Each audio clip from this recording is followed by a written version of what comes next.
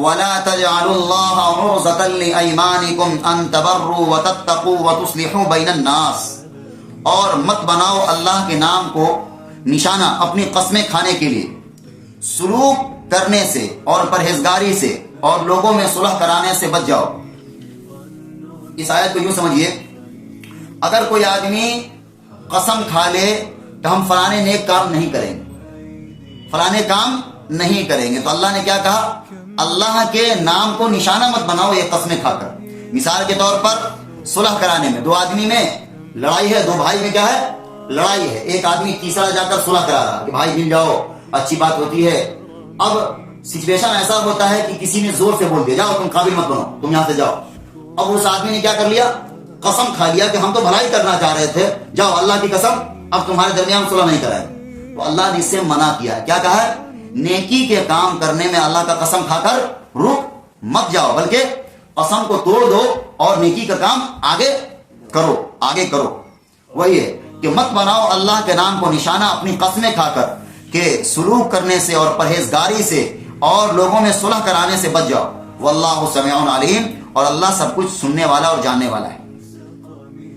آگے کہا لا يؤاخذكم الله باللغو في ايمانكم ولكن يؤاخذكم بما كسبت قلوبكم، نہیں پکڑتا تم کو اللہ بیہودہ قسموں پر تمہاری، لیکن پکڑتا ہے تم کو ان قسموں پر جن کا قصد کیا ہے تمہارے دلوں نے۔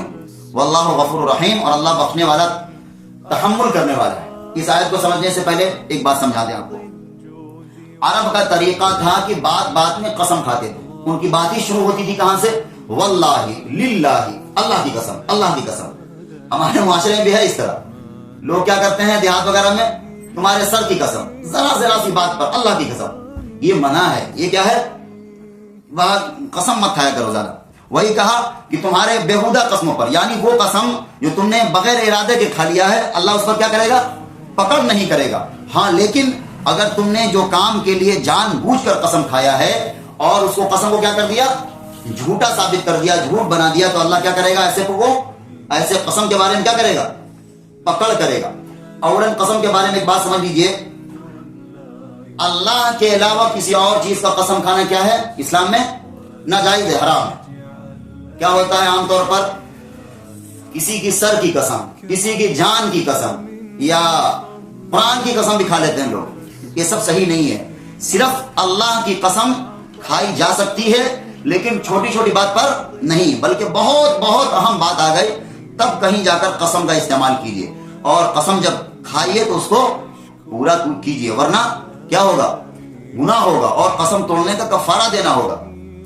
اور تو یہی کہا اللہ نے کہ تمہاری ان باتوں پر، ان قسم پر جو بغیر ارادہ کے کھا لیا، عادت ہی ایسی بن گئی قسم کھا لیا، ارادہ نہیں تھا قسم کھانے کا، تو ایسے قسم پر پکڑ نہیں ہے۔ ہاں اگر تم نے کوئی قسم کھایا ہے جان بوجھ کر اور پھر اس کو توڑ دیا اور جھوٹا بنا دیا اس کو، تو اللہ کیا کرے گا؟ پکڑ لے گا۔ اور آگے کہا واللہ غفور حلیم، اللہ بخشنے والا، تحمل کرنے والا ہے۔ دیکھیے ایک حدیث سنا کر بات ختم کرتے ہیں۔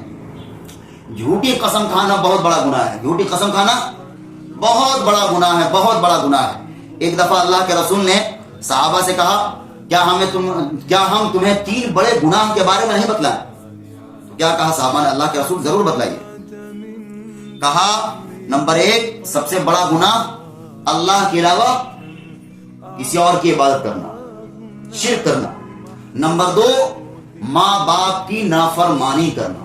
نمبر 2 کیا ہے؟ اس کائنات کا سب سے بڑا گناہ اللہ کے علاوہ کسی اور کی عبادت کرنا، شرک کرنا۔ نمبر 2 ماں باپ کی حکم عدولی کرنا، ان کی نافرمانی کرنا۔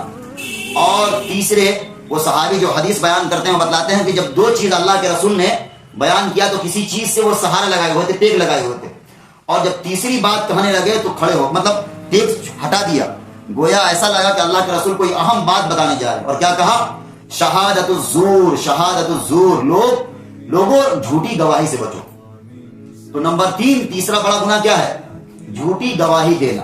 آج دیکھیے پیسہ کے بلبوتے پر گواہ کے انبار مل جائیں گے، قتل کو ہوا ہے کہیں اور کوئی جانتا بھی نہیں ہے، لیکن پیسہ کی وجہ سے گواہی دینے والے کئی تیار ہو جائیں گے۔ تو بہرحال جھوٹی گواہی سے بچنی چاہیے۔